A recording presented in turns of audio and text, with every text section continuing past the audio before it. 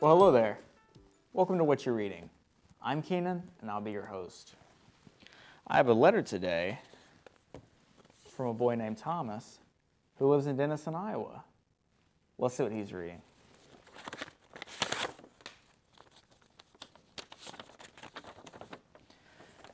Dear Keenan, I've really enjoyed going to the library after school to do my homework.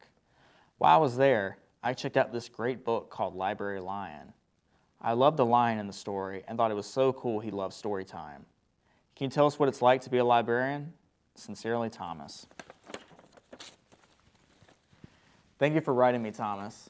I'm so proud of you for going to the library. The library is a special place where we can go to find peace and discover new stories that we love. Keep going to the library and find new stories that you can cherish forever. I first remember when I read Librarian in elementary school. It became one of my favorite books, and it's still a story I love to read. I think I know just the person to bring on. We'll be back. Welcome back. Today my guest is Kourtney Blackburn, who serves as one of the librarians here at St. John Fisher University. She is with me to discuss her duties as a librarian, as well as what she enjoys about literature. Welcome, Kourtney. Thanks for having me. How are you today? I'm doing great. How are you? I'm great. So today our book is Librarian, which is a famous children's book that we all enjoy reading. And I thought it would be cool to get your perspective on what it's like to be a librarian. Yeah, I'm happy to be here. So my first question for you is, what made you want to be a librarian? So I think probably true for all of us. We have someone in our lives who, maybe when we're young, kind of inspires us to pursue a path. And for me, that was Marion. So our hometown librarian where I grew up, her name was Marion. And I just loved going to the library to see her and to do story hour with her. And it was just a really great, loving, welcoming place. So I really enjoyed that. And my mom and my two older sisters both worked at the library, our hometown library. So then I got a job there. It was kind of like a family, little family affair. And I continued working in the library when I went to school or for college. So I just really enjoyed the environment, and you get to learn so many new different things that you wouldn't necessarily encounter. So I think that's kind of what inspired me to pursue it. That's wonderful. So you found that inspiration. You're like, I want to do this too, right? Yeah. And I actually went to school for education. I thought I was going to be a teacher, so I didn't necessarily anticipate having that, I think this is actually what I want to do until about close to the end of college. So. And how do you become a librarian necessarily? Yeah, so to become a librarian, you do have to go to get a master's. So I was an education major and I got an education degree. And in New York State, in order to remain certified for teaching at the time, you had to have a master's. And master's in librarianship or library science qualified as that master's, one of the paths you could take. So I thought, you know what, I like being in a library. I love the environment. So I went and got a master's in library science. That's wonderful. And do you, being a librarian, do you have a favorite book? I have so many favorite books, but I think what may be true for a lot of people around my age is I have a real love for the Harry Potter series because that series I grew up with that series, and I grew up with it coming out, each book coming out. And I remember they had the midnight releases. So that was back when you would go to a store and at midnight you could buy the next book. Or I remember being able to pre-order a copy and running home to get it in the mail. So I think that series created a lot of excitement for me and those characters. And now I read those books with my kids. So I think it has a lot of positive memories for me, and now I get to share that with them. So it's just probably a lot of good feelings and thoughts and memories of that series. But it is hard to pick a favorite book, honestly. Yeah. When you were in elementary school, through high school, did you ever enjoy just going to sit in the library and study and then just pick out books? Oh yeah. Both my high school library, my hometown library, that was usually after school, that would be where I headed. So for sure. What about you? Yeah, I did that a lot too. when I was in elementary school, the library was downtown for my elementary school. So I used to always go there immediately after school and do my homework. And my mom was a teacher. So it was just, I don't know, it just felt like home. You know, it was like a safe refuge that we could all find comfort in. Which is so great. I feel like libraries should be that place. Right, and we find different stories from different cultures and backgrounds. And that's kind of what makes us special, you know? Absolutely, yeah. Yeah, we had a young man named Thomas write us a letter today, and he was saying how much he enjoyed the library. So, oh, that's so good. I always love to hear that. Yeah, so it's always special.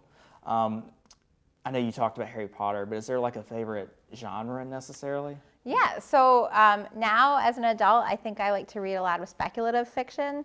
So it's sort of fiction that seems like it's set in reality, but then the impossible. Like you explore the what if. You know, like you think you're in a setting that sounds plausible, but then, you know, what if in the future this happened? So I like to read a lot of speculative fiction, and I'm a sucker for a good time travel book. So those are usually kind of on my to-be read list. How about you? I'm actually, I love the romance genre, actually. Yeah. So me believe it too. or not. Nicholas Sparks, I like Nicholas Sparks because I know I'm kind of biased because he lives in North Carolina. And a lot of his stories take place there, like The Notebook and A Walk to Remember. And I think that all the genres, though, are special, though, in their own way. So if we find something we love, we just have to go for it. You know? Absolutely. You should enjoy whatever it is you're reading. Right. So what are some of your duties, necessarily, being a librarian? Yeah, that's a great question. So at Fisher, we're at sort of a small to mid academic size library, but we do a lot of similar things that you might see in a public library or a high school library where you work with students one-on-one. So I might work with a student who's looking for sources for an assignment. I go into the classroom with my other fellow librarians. We all participate in instruction. So first year students have library visits where they get to learn about the library website and using library resources and the library building. So those are some of my duties. Do you have a particular interest that you help students with, like a certain section? Yeah, so at Fisher, the librarians get to wear many hats. So I get to help with finding both books and online sources for legal studies, for political science, criminology, and criminal justice. And in addition to those content areas, I also help lead services at our library service desk with a great group of folks, and also interlibrary loan.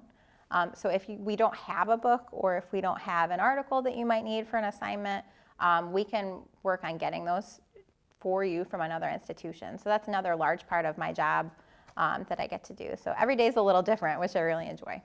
Have you enjoyed getting to work with the Fisher students? Absolutely, yes. I think there's something really special about Fisher students and their energy and their enthusiasm for what they're doing.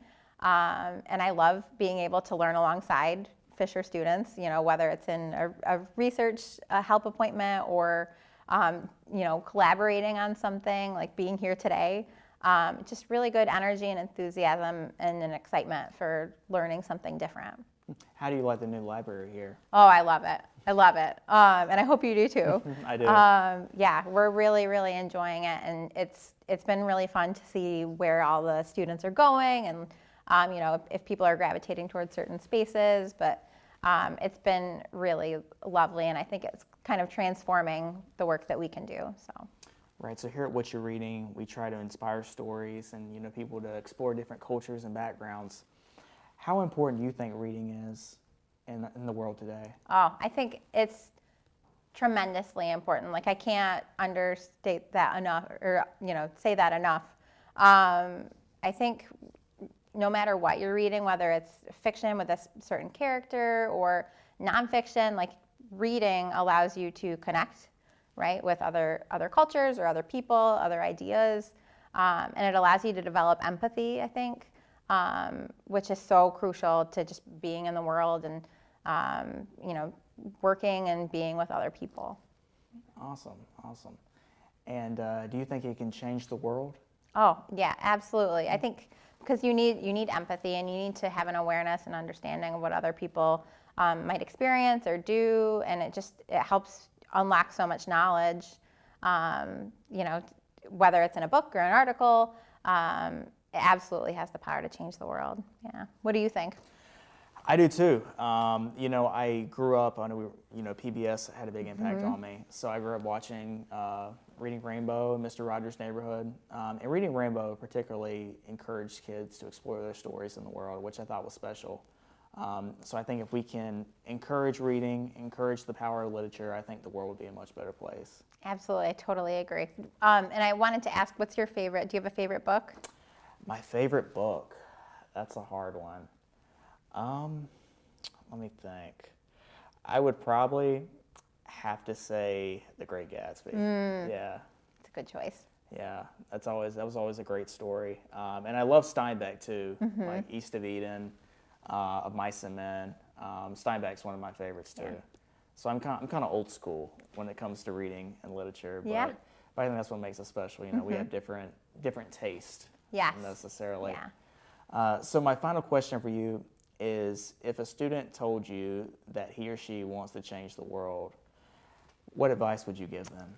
Oh, that's a really good question. If somebody said they wanted to change the world, I would say absolutely, go do it. And I think one good thing to keep in mind is that you can make a difference even in a small way, and that can have a huge impact. So I know sometimes people might feel a little disheartened, like, what impact am I making? Even a small act of kindness can make such a huge difference in one person's life, and that can, have a ripple effect. So I think knowing that both things, big and small, can make a difference is good to keep in mind. Wonderful. Yeah. Well, thank you so much for coming on. Yeah, thank you, Keenan. This was great. Yeah, it was great.